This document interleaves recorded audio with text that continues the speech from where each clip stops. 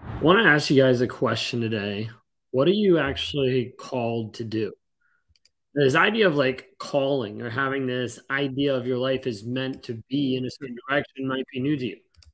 Might be something that you're not actually sure if it's actually real, something that actually shows in your life. When I ask you this idea of like, what are you actually called to do? What comes up for you? What do you start to think about? What do you start to process? How does it actually resonate with you when I say, hey, what are you actually called to do?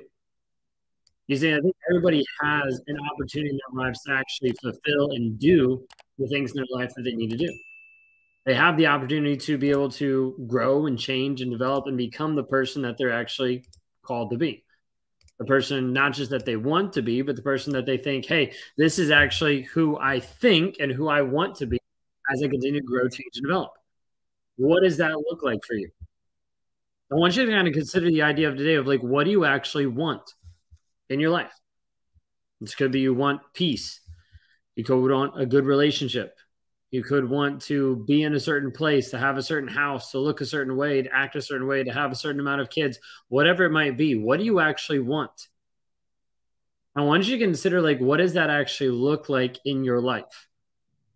Like, how would it show up in your life? If you actually sit and think of like, what do you actually want? What would that look like if you had it? What would that sound like?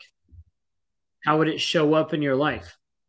What would be different for you if you actually got what you want? Everybody wants something different, but a lot of times in this space, when I'm normally talking to people, they want something consistently, and that is freedom. Freedom mentally from the toxic person, freedom physically from the abusive relationship, freedom from the rumination that's keeping you up at night, freedom from the things that are holding you hostage every single day, running you into sickness, running you into autoimmune disease, running you into the sleepless nights caused by the anxiety, caused by the things that are going through your head. Do you want freedom for you? What does that actually look like for you? When you think of freedom from a toxic relationship, what does that show up in your life? Like, what actually comes up of like, this is what I want. This is what it would look like. And I want to ask you in this moment, as you think about this, I want you to sit and kind of experience it. Try to pretend this is what it'd look like. This is what it feels like. This is how I would show up. This is how I'd show up different for my kids. This is how I'd show up different in my workplace environment. This is how I'd show up different to my friends and families that are around me. This is how I'd show different, like by just going to the gym, by working on myself. This is how I'd show up different by what I eat, what I put in my body. This is how I show up different. What does that freedom actually look like for you? Now, once you have that picture of freedom, you understand, hey, this is what I want. What is in your way of that? What is in the obstacle that is in your way of getting you what you want?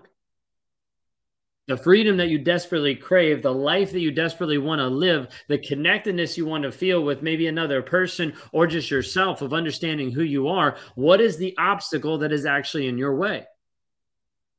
That might be leaving an abusive relationship. That might be breaking down limiting beliefs that have been holding you back since childhood.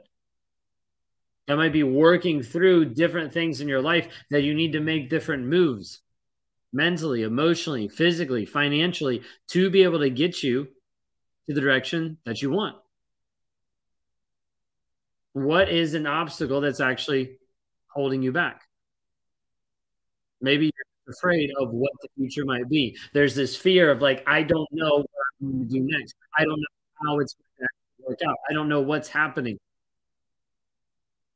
You consider it until you actually make that first step, you won't know what direction you need to go. We can make a lot of educated guesses and we can tell you a lot of ideas, but until you actually make that step, what is going to change? So we've walked through a little bit of like, what do you want? How would that show up in your life different? What would that feel like? What would that look like? We touched on the aspect of freedom, of wanting freedom, and of getting away from that fear, getting away from the stuff that's keeping you hostage, that's holding you back. That might be a person, but that might be a belief.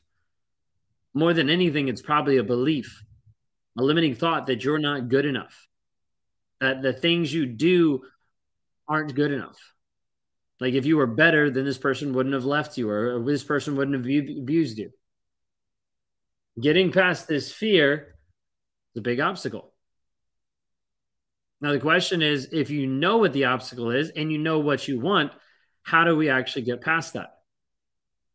What is the next step that you need to do to be able to get past that? You'll be like, I don't know. I have no clue. That's why I'm still here. That's why I'm still stuck. If you could just pretend with me for a second. Pretend you knew the answer. As you think, I knew the answer, what it actually looked like. Because there might be an option that's already bouncing around in your mind that you might be thinking of, but you're unwilling to actually approach that idea. Maybe because it's scary.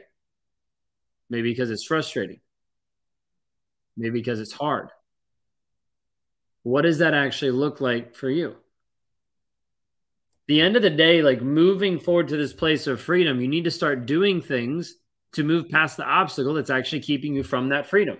But if you don't know what you want and you also don't know what's in your way, you can't actually move forward of saying, what do I need to do? And that's the question that a lot of people ask is like, what do I need to do? What do I need to work through?